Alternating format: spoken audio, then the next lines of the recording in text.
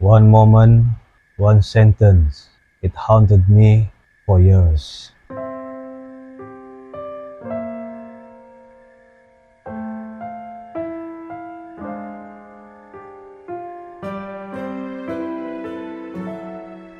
We often think of bullying as a series of events, constant teasing, daily harassment, cruel jokes, but sometimes it's not the repeated blows that break you. Sometimes it's that one moment, the moment you will never forget. For me, it wasn't even physical. It wasn't being shoved in the hallway or corner in the bedroom. It was just a sentence, a few words spoken in front of people who mattered to me. It was a lunchtime, a crowded cafeteria, the sounds of trays clattering, friends laughing, and the usual chaos of teenage life filling the room. I had been trying so hard to fit in, keeping quiet when I should, picking up when it felt safe, hoping that maybe this day will be normal.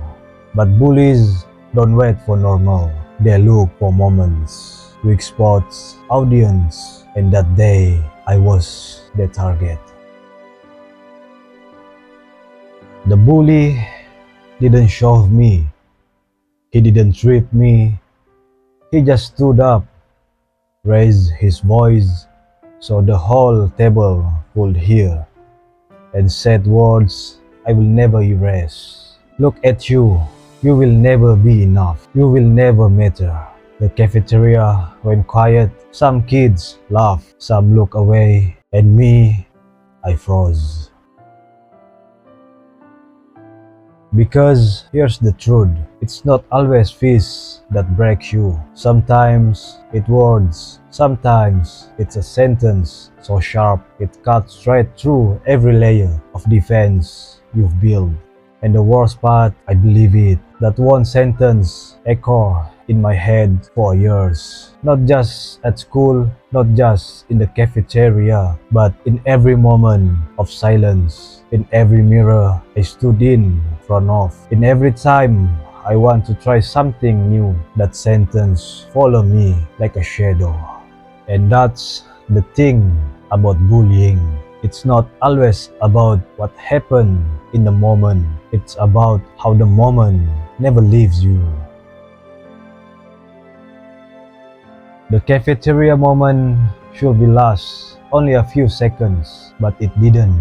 It became a loop, replaying in my head over and over, long after the laughter faded and the room moved on. I carried it with me everywhere. In class, when the teacher asked me to answer the question, my first thought wasn't about the math problem.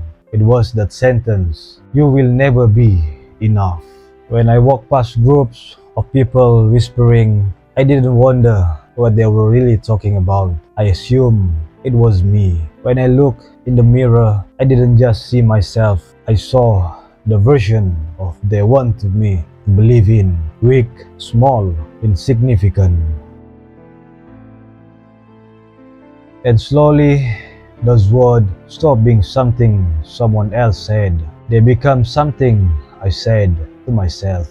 That's the most dangerous part of bullying. It's not the joke, it's not the insult, it's not the shove in the hallway. It's when you start carrying their voices inside your own. When you start bullying yourself, repeating their words as if they were your own truth. I become quieter. I stopped raising my hand. I avoided people I used to talk to. I even started changing the way I dress, thinking maybe if I blended in enough, I'd disappear from their radar. But no matter what I did, I couldn't escape that echo.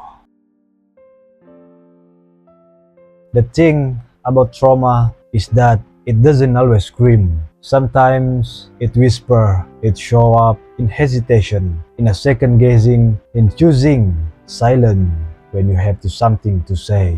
It shows up in the way you shrink yourself to fit into space you never meant to shrink into. That one sentence, spoken in a crowded cafeteria shaped years of my life. And it wasn't until I hit my breaking point that things began to change. There's only so long you can carry someone else's word before they crush you. For me, it built slowly, like water filling a glass. Day after day, insult after insult, silence after silence, until one day it overflowed.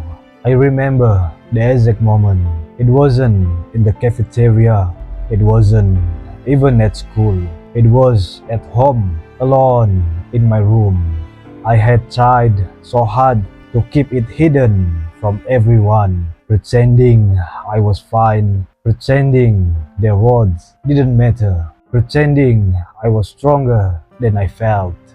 But when the lights were off and no one was watching, the truth came out. I sat there on the edge of my bed, replaying the same sentence for what they felt like the thousandth time. You will never be enough. You will never matter. The tears came before I could stop them. The kind of tears that don't just fall, they pour. My chest ached, my breathtaking shook, and for the first time, I admitted to myself how much it hurt. Not just the cafeteria moment, not just the bully's word, but the way I had started to believing them. But the way I had started to believe them.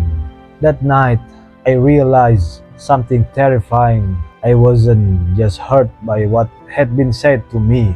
I was hurt by what I had started saying to myself. The bully had spoken once, but I had been repeating his words every single day. And that's when I hit the wall. I couldn't keep living like that. Something had to change. Breaking points are strange. They are painful. They feel like the end.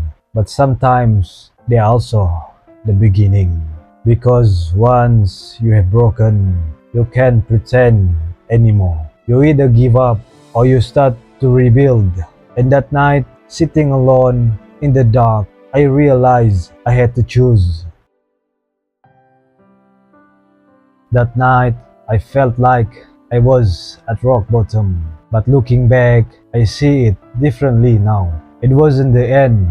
It was the moment I decided to stop letting someone else's words define me. But here's the truth. When a bully says something cruel, they don't really know you. They don't know your story. They don't know your strength. All they are doing is throwing their pain at you, hoping it sticks.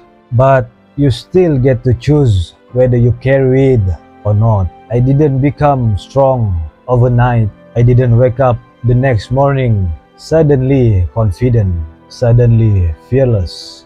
No, healing was slowly. It looked like writing down the word that hurt me and then writing the new word to fight them. It looked like finding even just one person who reminded me I matter and holding on their voice instead of bullies. It looked like learning step by step that my value wasn't up for debate.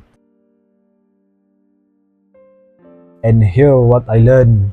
The bully broke me that day, but being broken isn't same as being finished. When you are broken, you have the chance to rebuild yourself stronger than before. Not because the pain disappears, not because the memory fades, but because you realize you survived it. Even now, years later, I can still hear that sentence in the back of mine sometimes. But it doesn't control me anymore. It's just a scar. And scars don't mean you are weak. They mean you're still here. So, if you ever had a moment where someone's words shatter you, where one sentence haunted you for years, I want you to know something. That moment doesn't define you. What defines you, it's what you do after. The day a bully broke me is also the day I learned that no one gets to decide my worth but me. If you ever carry a sentence that someone used to tear you down, drop in the comments. And if you are rebuilding, if you are choosing resilience, let this be your reminder. You are enough. You are always were. Take care.